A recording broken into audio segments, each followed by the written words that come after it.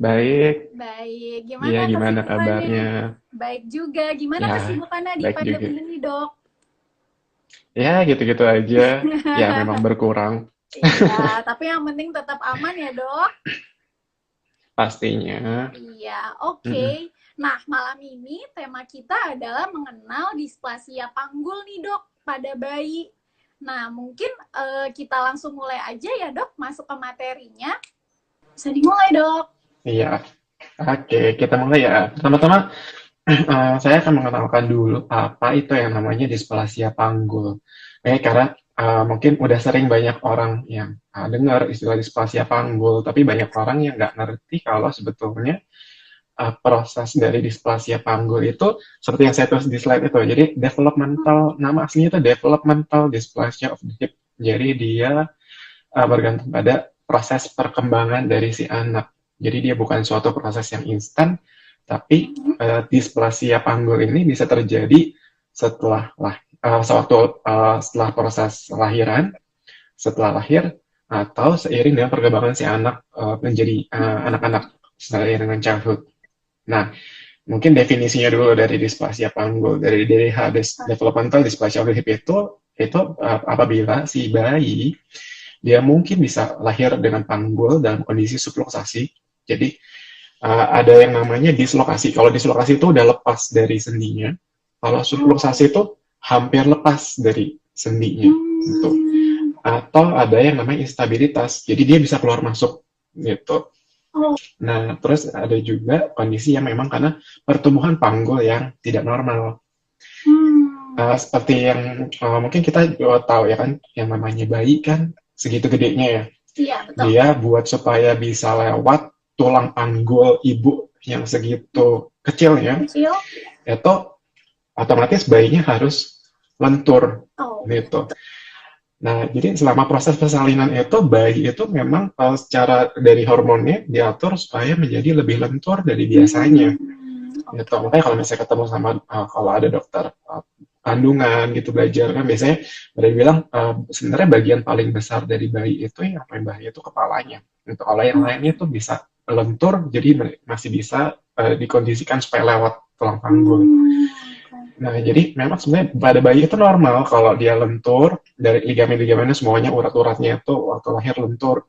Tapi bukan berarti dia itu menjadi setiap sendinya itu nggak stabil. Tuh.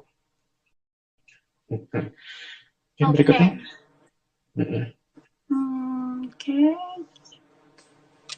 Oke, nah ini sekilas gambaran anatomi dari tulang panggul dan sendi panggul ya.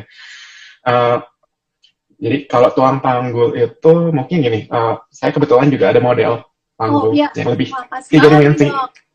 yang lebih enak buat dilihat Iya. dibandingin gambar. Jadi ini tulang panggul yang biasa kalau ini kebetulan modelnya tulang pria sih, tapi Hmm. bisa juga dipakai. Nah, kalau yang ini adalah acetabulum. Gitu. Ini kalau misalnya orang yang pada orang tua, biasanya pada bilang, ada patah tulang nih di leher, di bonggol pahanya. Nah, ini bonggol pahanya nih. Ini bonggol Oh, pahanya. Terus, acetabulum ini itu adalah mangkoknya. Gitu. Jadi ini oke. pahanya, ini mangkoknya. Nah, normalnya posisinya kan seperti ini. Ini contohnya Hmm. pada orang dewasa ya. Hmm. Gitu. Nah, kalau pada anak kecil itu, jadi akan pasti ada urat-urat nih, urat-urat yang menyebabkan supaya si bonggol paha ini bisa nempel ke mangkoknya gitu. Nah, karena dia lentur, memang bisa lebih tidak stabil, Oke. tapi normalnya memang lentur, tapi bukan berarti dia tidak stabil bisa lepas Oh. gitu. Nah, yang pada displasia itulah yang dia jadi biasanya nggak stabil atau misalnya tadi yang saya bilang subluksasi itu agak keluar gitu. Kalau Hmm. dislokasi udah keluar Udah keluar ya. Ya. gitu. Mm-mm. Oke. Nah, terus kalau kita di ortopedi, di perkembangan tulang lah, semua pertulang-tulangan itu, kita itu Hmm. ada punya prinsip namanya forms follow function. Jadi Hmm. bentuk atau mengikuti dari fungsi. Gitu. Bentuk tulang itu mengikuti dari fungsi. Nah, yang menyebabkan bisa displasi panggul itu bisa dari mangkoknya, si Hmm. acetabulum ini, Hmm. atau bisa dari struktur si bonggolnya ini. Oke. Gitu. Kalau bonggolnya misalnya normalnya kemiringannya segini, tapi yang nggak normal itu ya misalnya bisa jadi lebih lurus atau lebih bengkok. Pokoknya ada derajatnya yang sesuai. Kalau dari mangkoknya, mangkok kan sekarang saya contoh misalnya pakai tangan. Misalnya mangkoknya seperti ini. Memang ada kedalamannya tertentu. Nah, kalau misalnya dia dangkal, otomatis jadi gampang keluar. Jadi Nah, nggak stabil kan kalau dia betul. dangkal. Nah, ya begitu yang tadi saya bilang forms follow function. Nah, kalau misalnya pada stabulum, pada displasia, misalnya si sendinya itu dia nggak Oh, nempel. Nah, dia istilahnya nggak mencetak si astabulumnya itu. oke. Gitu. Jadi lama-lama kalau misalnya dia nggak ditempelin sama si kepalanya, si bonggolnya itu, dia otomatis lama-lama jadi dangkal. Jadi dangkal. Iya, iya. Hmm. Oke, jelas sekali nih dengan gambar ya, Dok. Oke, next. Oke. Nah, terus sebenarnya apa sih yang menyebabkan displasia panggul itu? Memang ada faktor yang bisa kita kontrol, tapi ada faktor yang banyak nggak bisa kita kontrol. Mm-mm. Contohnya yang nggak bisa kontrol itu keturunan. Dari riset Mm-mm. itu bilang kalau misalnya memang ada riwayat displasia panggul di orang tuanya, itu kemungkinan anaknya displasia panggul juga sebanyak 12 kali Oh, lipat gitu oke. resikonya. Terus biasanya perempuan, itu 80% bayi perempuan displasia panggul bisa. Gitu. Oh, Terus firstborn, anak pertama, itu resikonya pertama. sekitar 60%. Hmm, Terus oke. juga lahir sungsang, breech position. Jadi ini lahirnya sungsang itu 20% namanya resiko Mm-mm. itu. Nah, kalau digabung semua nih, female, firstborn, Mm-mm. dan breech, itu 1 dari 15 kelahiran itu mengalami displasia panggul. Gitu. Oke. Terus resiko lainnya oligohidramnion. Oligohidramnion itu cairan amnion, cairan ketubannya itu sedikit sewaktu lagi dekat-dekat masa persalinan atau kelahirannya. Hmm, Itu biasanya dari waktu kontrol kehamilan udah diperiksa sih sama dokternya, kelihatan. Iya, ya biasanya biasa kelihatan udah ya, dikasih Dok. tahu. Bisa Mm-mm. diukur itu cairan amnionnya cukup atau enggak. Terus biasanya uh, yang kiri itu lebih banyak daripada panggul kanan. Kenapa? Karena Mm-mm. posisi kebanyakan bayi kalau misalnya dia lagi sungsang biasanya itu yang sebelah kiri katanya lebih mentok ke tulang pantat belakang. Jadi misalnya kayak gini. Biasanya bayi nggak ngadep ke depan kayak gini posisinya, tapi dia miring. Mm-mm. Mm-mm. Biasanya miringnya yang panggul sebelah kiri dia mentok di tulang yang sini, jadi lebih ketekan dia di belakang. Gitu. Oh, oke, oke. Mm-mm. Hmm, Terus Iya, iya. ya secara keseluruhan sih biasanya katanya ada sekitar 15% dari setiap bayi yang baru lahir itu mempunyai resiko untuk displasia. Jadi displasia panggul ini memang termasuk salah satu kelainan yang paling cukup sering di newborn, di bayi baru Mm-mm. lahir di bidang ortopedi. Mm-mm. Gitu. Oke. Iya. Nah, terus kita kemudian ke faktor yang bisa kita kontrol. Nah, apa Kontrol. itu? Nah, kontrol itu adalah perlakuan kita terhadap anak yang dimana sebenarnya penting dalam 1 tahun, usia 1 tahun Hmm. pertamanya. Nah, terutama dalam posisi kita membedong atau menggendong bayi tersebut No. gitu dan kemudian otomatis kan belakangan makin banyak ya produk-produk yang bayi itu Iya, yang dibikin praktis, yang dibikin enak gitu. betul. Nah, dalam memilih produk itu kita harus tahu misalnya kayak baby sling, baby carrier itu kita harus Mm-mm. tahu walaupun memang misalnya produk itu bilang ini aman kok untuk bayi. Nah, Mm-mm. tapi kita harus tahu cara pasangnya dan posisi bayinya itu Oh, yang benar gimana. oke. Iya, Gitu. iya, iya. Iya, karena semua klaimnya aman gitu ya, Dok ya. Iya, Promosi pasti. brand Jualan. jualan. Iya. Oke, bisa di next, Mm-mm. Dok? Boleh. Oke. Wah, ada gambarnya nih sekarang. Nah, ini komplikasi gimana kalau displasia panggul itu kita biarkan. Gitu. Jadi berkaitan lebih ke pendarahan dari si tulang panggul itu. Kan yang dari Oke. gambar yang kiri atas itu bisa dilihat itu sebenarnya ya namanya Mm-mm. kan struktur badan kita ya pasti pembuluh darahnya Iya. saling menyambung satu sama lain. Mm-mm. Kalau Mm-mm. misalnya dia nggak stabil, otomatis pendarahannya terutama ke si bonggol kepala bonggol itu dia jadi nggak bagus. Gitu. Kalau Mm-mm. misalnya pendarahannya nggak bagus, lama-lama dia akan keserap sama tubuh, jadi mati. Jadi Oh. jaringan tulang itu mati dan kemudian Mm-mm. diserap sama tubuh. Otomatis dia nggak akan bisa berfungsi menjadi sebuah sendi lagi. Itu contoh dari ronsennya, bisa dilihat Mm-mm. sendi panggul yang digambar sebelah kirinya itu yang bagus, yang normal, tapi Mm-mm. yang sebelah kanannya itu yang hancur. Itu Oke. karena displasia panggul yang dibiarkan. Mm-mm. Mm-mm. Ini gambaran Hmm. ronsen anak-anak atau dewasa nih, Dok? Ini udah Oh, dewasa. dewasa muda. Dewasa muda ya. Oke. Iya. Mm-mm. Oke, kita next lagi ya, Dok ya. Boleh? Ya. Nah, terus sebenarnya gimana sih bisa ketahuannya? Jadi sedikit cerita sejarah mungkin awalnya tuh displasia panggul itu ditemuin sama dua kakek-kakek yang mungkin suka mainan bayi yang namanya Borlo dan Ortolani. Itu dia Hmm. ya ahli ortopedi untuk bagian anak-anak dan ya, mereka yang sebenarnya menemukan cara teknik untuk pemeriksaannya. Gitu. Hmm. Jadi itulah kenapa ya kalau untuk pemeriksaan yang pasti itu ada manuvernya yang dilakukan oleh dokter ortopedi.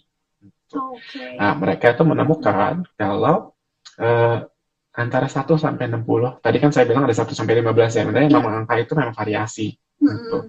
Tapi ada yang 1 sampai 10, bayi juga bisa lahir dalam kondisi yang panggulnya tidak stabil.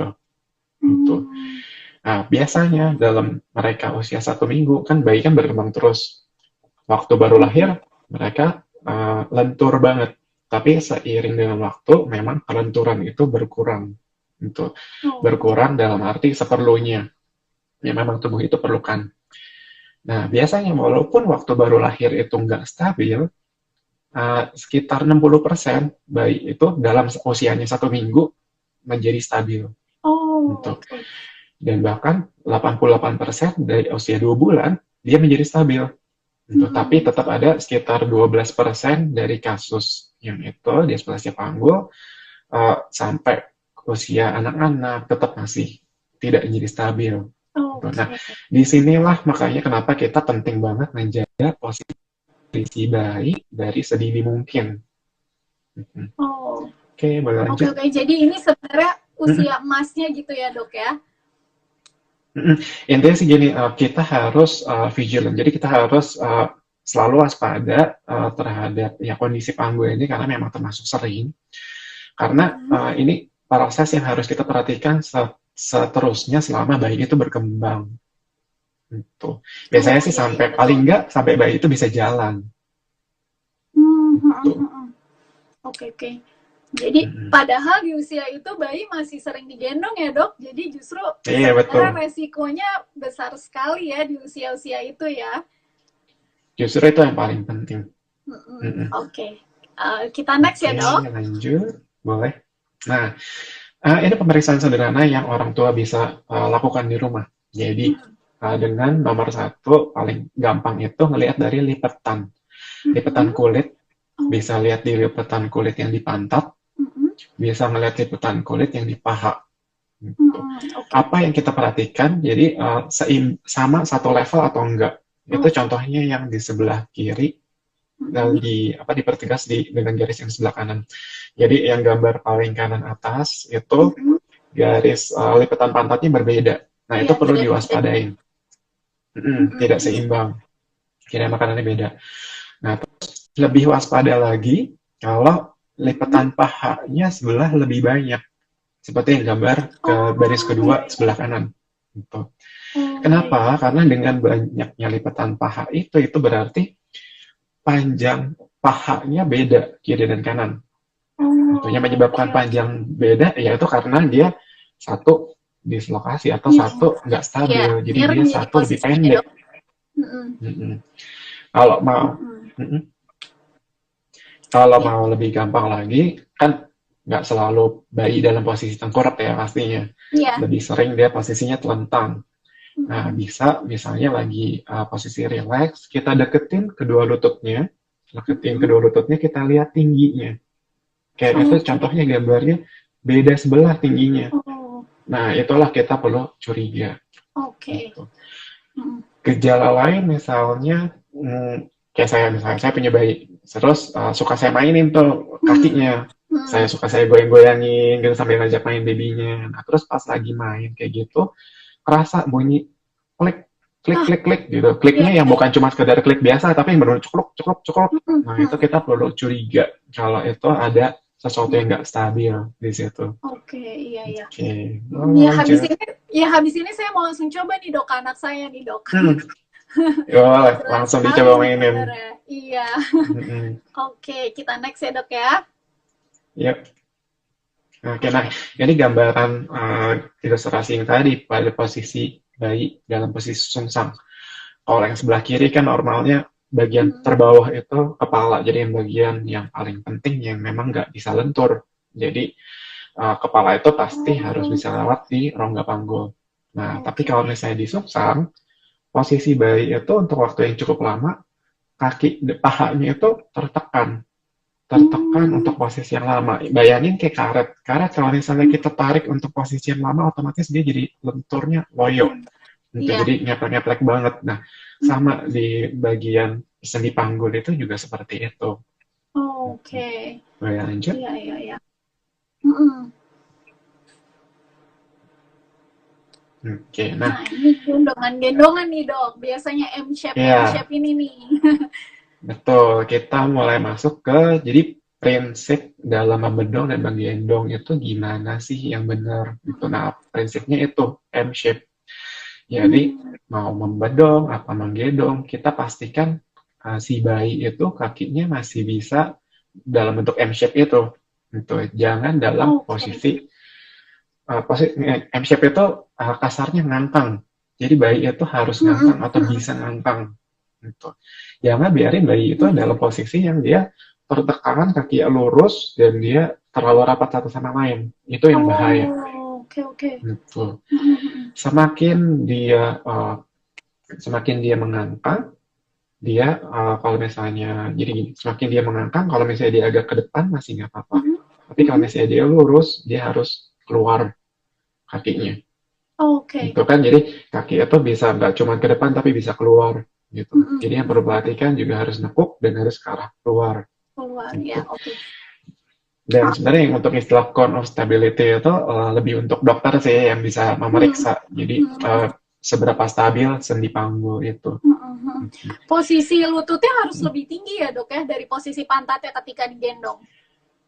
Kalau digendong, iya diusahakan harus seperti itu. Gitu. Minimal Oke. ngangkang lah, minimal sejajar atau lebih tinggi. Hmm. Oke, oke. Oke. Kita next. Nah, Mm-mm. yang bedong nih dok. Nah, yang membedong. Jadi ini adalah gambar contoh membedong yang salah.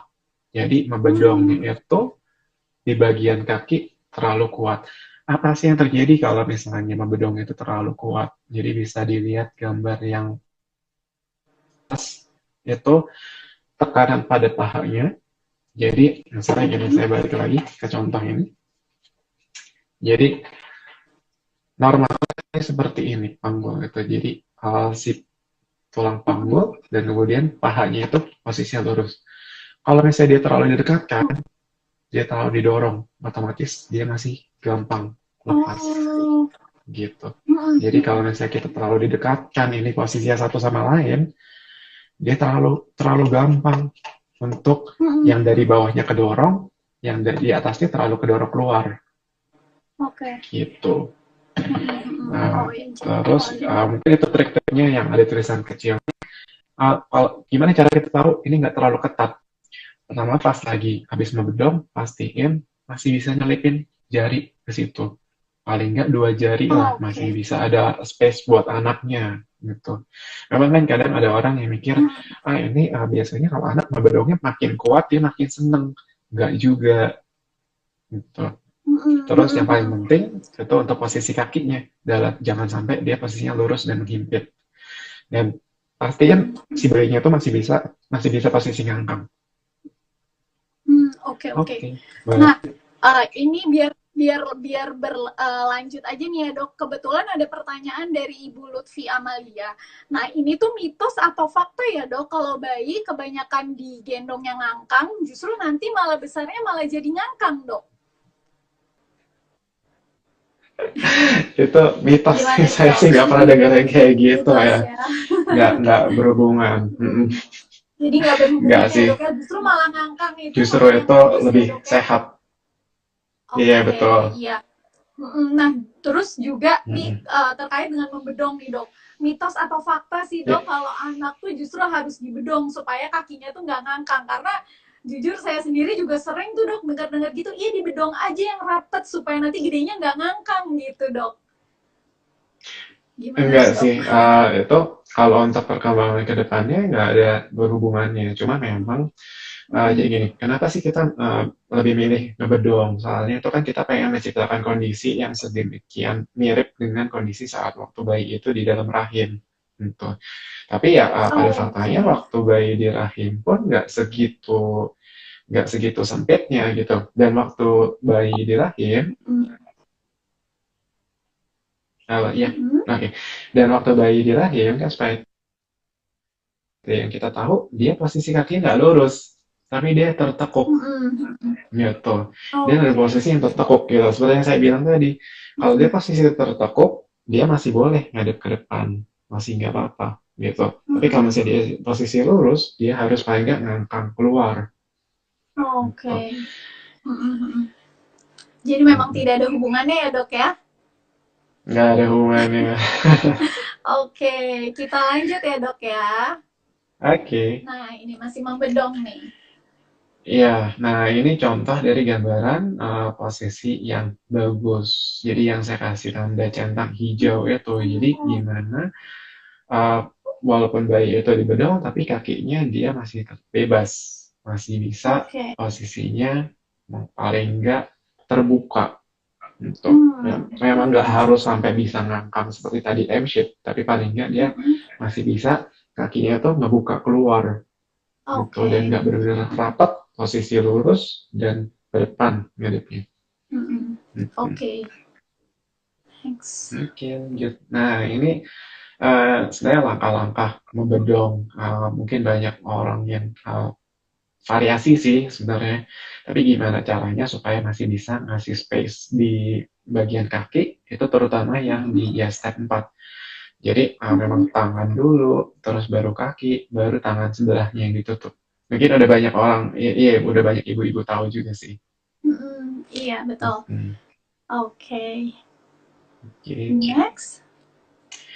Nah, sekarang kita berpindah ke gendongan. Jadi kalau gendongan itu kan biasa ada baby sling, ada baby carrier. Itu beda. Kalau yang baby sling itu lebih kayak orang bilang kain selendang, kain cukin. Nah, itu biasanya buat sling. Nah, Ya. posisi pun seperti yang bisa dilihat di gambar, paling bagus yang bawah. Gitu. Karena Oh. kalau yang di Mm-mm. atas itu kita seringkali satu kita nggak bisa monitor posisi kaki bayinya, belum tentu dia selalu menekuk, dan kadang dia malah terpaksa lurus dan itu lurus dan ngadep ke depan. Nah itu yang bahaya gitu. Kecuali memang kan kita nggak mungkin yakin banget nih, oh bayi kita hipnya stabil, nggak ada displasia gitu. Mm-mm. Jadi paling Mm-mm. bagus yang bagian bawah. Yang bawah ya. Sebenarnya usia Mm-mm. berapa sih dok bisa digendong dalam posisi seperti ini dok? Yang bawah, Yang bawah. hmm, sebenarnya boleh-boleh aja dari sejak kecil udah boleh Oh, gitu. oke. Kalau misalnya mau aman banget, memang katanya 6 bulan pertama gitu. Tapi kan intinya gini, jadi itu dalam kaitannya dengan bonding sama orang tua gitu. Kalau misalnya yang untuk yang kita pakai sling, pakai carrier gitu kan, dia masih nempel ke badan gitu. Iya. Untuk berkata terus sling atau carrier peluk sendiri semua. Mm-mm. Ini Mm-mm. ke semua badan kita tuh. Katanya sih dengan bonding Oke. tuh. Nah, Tapi sebenarnya dari awal nah, juga boleh, yang penting kita mempertahankan posisi. oke. Nah, tapi kan sebenarnya kalau untuk usia anak di Hmm. bawah 6 bulan nih, Dok, Ini Ya, kebetulan ada Ibu Nadia Regina juga nih. Dia tanya juga nih, beliau tanya juga. Jadi kalau usia masih di bawah 6 bulan, bagaimana posisi gendongnya dok? Katanya kan di bawah 6 bulan itu posisi tulang punggungnya belum stabil atau belum kuat. Nah itu bagaimana dok? ya. Kalau berkaitan sama tulang punggung, jadi memang tulang punggung anak itu dari dia mulai lahir lebih menekuk gitu. Memang memang tulang punggung itu memang nggak stabil, terus lebih cenderung untuk menekuk. Tapi memang seiring usia ntar bakal lebih tegak. Yang pasti yang paling penting itu lehernya sih. Lehernya memang kita memang harus kita awasin terus, harus kita pegang, tahan sampai bayi memang punya otot leher yang cukup kuat untuk angkat kepala. Gitu. Kalau misalnya Oke. untuk punggung, sebenarnya nggak terlalu ada masalah, nggak terlalu masalah. Yang penting bayinya ngerasa nyaman. Kan kita juga nggak mungkin biarin bayi terlalu ketekuk punggungnya kan. Dan ya pakai gendongannya yang paling nggak cukup bisa mensupport badan bayinya nempel ke badan kita.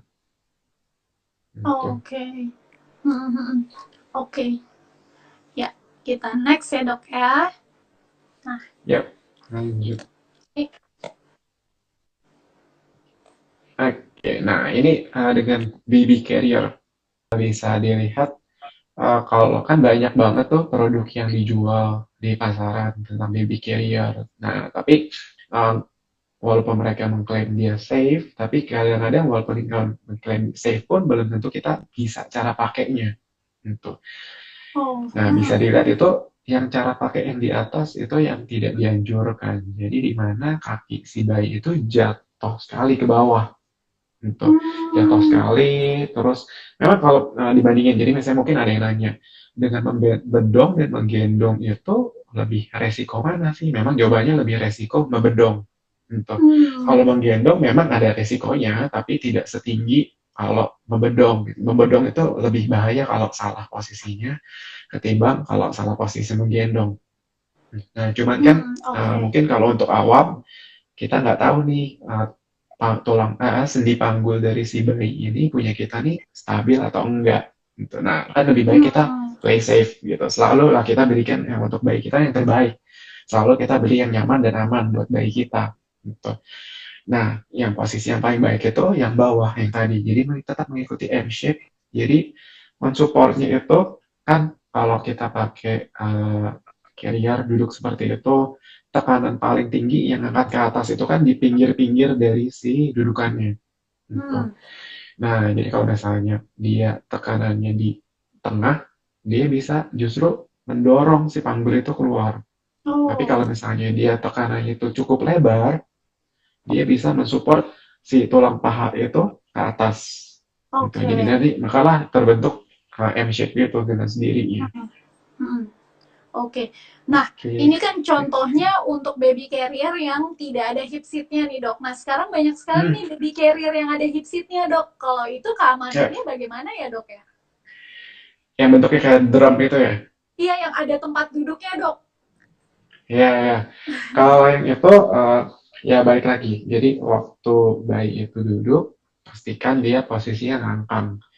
Memang saya pernah baca paling enggak sih umurnya antara 3 sampai 6 bulan baru untuk duduk yang di posisi hip seat carrier yang ada tempat dudukannya. Hmm, Ya itu seperti yang tadi saya bilang. Jadi karena kan untuk awam kan nggak bisa tahu pasti iya, gitu. betul. Ini untuk panggulnya benar-benar stabil atau enggak Hmm, seiring dengan hmm. perkembangan gitu. Jadi memang kalau untuk yang dengan dudukan itu biasanya keras ya dan Iya, nggak betul. empuk gitu. Bagusnya sih selama dia bisa posisinya tetap ngangkang dan itu gini, boleh dipakai tapi boleh untuk kayak mentransport si bayi itu untuk sementara waktu aja. Jadi bukan yang untuk Oh, terus-terusan sepanjang hari di situ untuk menggendong hmm, hmm, terus-terusan. Gitu. hmm, Boleh dipakai tapi nggak boleh terlalu lama. hmm. Iya. Mm-mm. Nah, ini ada juga nih dari Ibu Elvita nih dok, katanya berarti sebenarnya Mm-mm. kata orang tua zaman dulu yang memahami bahwa gendong dengan posisi ngangkang nggak boleh itu berarti justru malah salah ya dok? Justru malah bagusnya posisinya mengangkang seperti M shape tadi itu ya dok ya? Iya betul. Jadi ya memang pemahaman Balik lagi. itu yang dari dulu yang salah ya. Jadi memang paling bagus sebenarnya kalau misalnya untuk gendong itu paling nggak bayi bisa ngangkang. Dan kalau misalnya untuk membedong minimal bayi terasa bebas, nggak terkekang di bagian Oh, kakinya. Mm-mm. Oke, iya. Baik, kita lanjut ya dok ya ke slide Oke. berikutnya. Nah, ini. Oke, ya. Ini sih mungkin slide terakhir juga dari saya. Sebenarnya ini ya teknik kalau misalnya mau bikin gendongan yang enak banget dari kain selendang gitu. Memang eh, ya ini cara yang manual yang ribet sih. Kalau zaman sekarang kayaknya udah banyak kayak produk yang udah instan Iya, gitu, tinggal langsung dipakai gitu. iya Tapi betul. intinya sih balik lagi ke tadi. Jadi posisinya harus dalam M shape itu paling bagus. Oke. Iya, ini Oke, caranya ya dok ya. Jadi gitu. sebenarnya Mm-mm. nggak perlu modal mahal-mahal ya dok ya. Bisa dibuat Nggak sendiri nih perlu. gendongan ini. Iya, pakai kain Harus sederhana pun siap-siap. bisa. Oke. Mm-mm. Iya, ini sudah slide terakhir untuk keluarga Ya, Kejora Indonesia. Ayah ibu semuanya, jika ada pertanyaan boleh loh di drop di kolom komen. Nanti akan kita bahas juga ya dok, dokter Aldo ya. ya pastinya. Iya. Nah, ini ada juga nih dok pertanyaan. Sebenarnya posisi bayi itu bolehnya kapan sih dok untuk digendong menghadap ke depan dok? Atau posisinya didudukan? Itu patokannya apa sih? Karena banyak sekali nih kayaknya orang tua yang penasaran nih. Gitu. Iya, kalau yang didudukan menghadap ke badan kan seperti yang tadi bilang. Sebenarnya pun kalau dari awal baik itu boleh-boleh aja, udah bisa kalau untuk digendong ya tadi sambil ngadep ke badan kita, terus habis itu yang paling nggak nempel ke kita. Nah, kalau misalnya untuk ngadep ke depan itu ya lebih ke keyakinan untuk ya, yang pasti di depannya harus terjaga banget sih, soalnya kan bayi itu memang pas awal-awal dia cenderung nggak bisa nahan posisi badannya, paling lebih ke bahaya dan keamanan bayi itu aja sih. Tapi kalau untuk misalnya kayak struktur punggung, punggung nggak terlalu ada yang perlu bahaya, paling leher, terus sama ya paling nggak balik lagi panggul tadi, harus dia bisa posisinya ngangkang. Stabil ya. Mm-mm. Nah, kemudian posisi gendong tuh yang membahayakan untuk panggulnya bayi itu sebenarnya seperti apa sih dok? Karena kalau newborn nih yang baru banget lahir, kita kan gendongnya pasti miring nih dok dalam posisi tidur ya. Justru kalau seperti itu berarti boleh-boleh saja ya dok ya, karena kan masih masih baru masih newborn banget gitu dok. Kalau newborn sekalipun, ya seperti tadi sih. Jadi kalau misalnya sebenarnya kalau kita lagi gendongnya dalam posisi samping, menyamping itu kan juga kakinya sebenarnya nggak terlalu terkekang banget Mm-mm. gitu. Intinya sama juga. Jadi jangan sampai posisi kaki bayinya itu terlalu lurus dan dia ngadep ke depan. Untuk Mm-mm. biasanya kalau misalnya masih newborn kan dia cenderung untuk lebih menekukkan masih nekuk kakinya, saya masih kebiasa posisi di dalam rahim kan, jadi Iya, dia lebih betul. cenderung nekuk gitu. Kalau itu masih relatif aman. Gitu. Masih Cuma aman ya. jangan sampai ya itu biasanya kan abis lahir terus langsung dibedong, terus cara bedongnya salah, terus udah gitu ditambah lagi, tambah digendong, ketekan lagi sama tangan, itu yang biasa memang cukup bahaya. Oke, ya. Kemudian nih Mm-mm. dok, misalnya anaknya sudah cukup besar, sudah bisa duduk. Nah, kan masih banyak tuh orang tua yang suka menggendong anaknya dengan kain jarik dok. Nah, itu Hmm.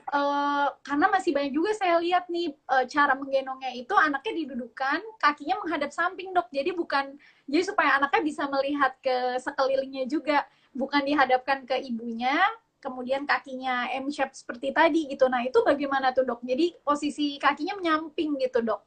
Apakah itu aman atau bagaimana dok? Hmm. Kalau misalnya udah bisa duduk kan berarti biasanya usianya udah 6 bulanan ya. Ya. Mm-mm. Mm-mm. Gitu. Kalau ya memang tetap masih ada resiko bisa kalau misalnya memang dia dari kecil dan ternyata ada displasia panggul yang tidak Mm-mm. terdeteksi, tetap masih ada bisa resiko itu karena gimana Mm-mm. pun kita tetap masih waspada sampai dia paling nggak usia dia bisa berjalan lah biasanya. Iya. Mm-mm. Tetap masih ada Mm-mm. resikonya. Berarti amannya dihindari saja ya dok, cara-cara yang kurang aman seperti itu ya. Iya, kecuali gini kadang ada yang kayak gendong ke samping, tapi terus kakinya masih bisa dijaga dalam posisi tertekuk ke badannya gitu, masih cukup oke lah. Mm-mm. Oke, ya baik. Nah, untuk waktu menggendongnya sendiri dok, ada nggak sih waktu maksimal dok? Jadi walaupun dia sudah M-shape, ada tidak ya dok waktu maksimalnya? Jadi tetap tidak boleh terlalu lama begitu dok? Enggak sih, kalau untuk waktu enggak masalah. Nggak ada ya, nggak masalah selama Enggak caranya ada. benar, aman ya dok ya? Betul, betul. Oke. Nah, ini ada pertanyaan nih dok dari Ibu Kartika. Halo dok, Mm-mm. cara bedong yang salah dan displasia panggul itu juga ngaruh atau tidak ya dok ke pertumbuhan kakinya yang nanti jadi berbentuk X atau O dok? Gimana nih Oke. dok? Kalau yang berkaitan sama kaki bentuk X atau O itu kan lebih kita ngomonginnya yang bikin bentuk X atau O itu adalah di daerah lutut sebetulnya. Kalau itu beda lagi. Jadi kalau untuk X sama O itu lebih berkaitan biasanya pada saat anak udah mulai usia berjalan gitu. Oke. Ada yang namanya seperti Brown disease gitu, penyakit Brown itu jadi kakinya lebih bentuk O gitu. Itu ya biasanya kalau kayak anak yang jalani terlalu terlalu dini. Jadi maksudnya Oh, biasanya kan anak kan jalan kayak usia yang 11 bulan, 12 tahun, iya. 12 bulan gitu baru bisa jalan. Cuman kadang-kadang ada yang early walker, jadi dia jalan Betul. lebih cepat. Sedangkan urat-uratnya itu belum dan otot-ototnya di sekitar lutut itu belum cukup Oh, kuat untuk menopang gitu. Atau tambah biasanya anaknya gendut, obesitas gitu, tambah berat badannya juga. Nah, itu yang baru berkaitan dengan bentuk X dan O. Gitu. oke. Itu suatu penyakit yang berbeda. Itu memang berkaitan dengan perkembangan anak, tapi beda sendi. Yang ini sendi Oh, lutut. iya, beda sendinya ya dok ya. Oke, Iya. kalau kalau merangkak dok, merangkak dari anak nih, kadang ada anak yang merangkaknya cepat sekali. Itu sebenarnya contohnya anak saya sendiri dok. Dia kalau merangkak itu Iya. kayak ngebut nih dok. Nah sebenarnya kalau merangkak itu ada pengaruhnya nggak ya dok untuk pertumbuhan tulang dan sendinya nanti gitu dok? Atau mungkin ke Enggak sih. panggulnya gitu?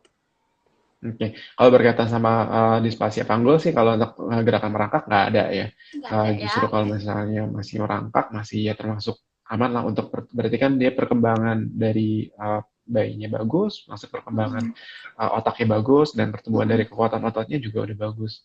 Kalau itu Oke. masih nggak masalah sih. Mm-mm. Mm-mm. Kalau Mm-mm. merangkak masih oke. Oke, iya.